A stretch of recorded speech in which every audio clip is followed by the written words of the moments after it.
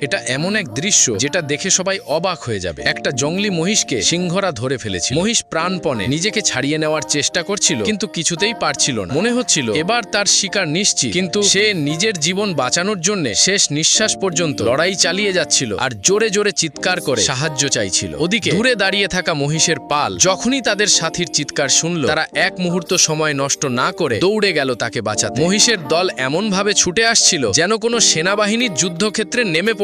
এদিকে সিংহরা ভাবতেও পারেনি যে তাদের মৃত্যু তাদের দিকে ছুটে আসছে। মুহূর্তের মধ্যে এক বিশাল রাগে ভরা মহিষ সামনে এসে সরাসরি সিংহদের ওপর ঝাঁপিয়ে পড়ল। আর যেই সিংহটা মহিষের গলা চেপে ধরেছিল, সেই সিংহকে বড় মহিষটা এক ঝটকায় আকাশে ছুঁড়ে ফেলল। তারপর কি হলো, একের পর এক সিংহ আকাশে কাটা ঘুড়ির মতো উড়তে লাগলো। সিংহরা স্বপ্নেও কল্পনা করতে পারেনি যে তাদের অবস্থা এতটা খারাপ হবে। মজার ব্যাপার হলো, এক সিংহ ফাঁক বুঝে সেখান থেকে পালিয়ে গিয়েছিল।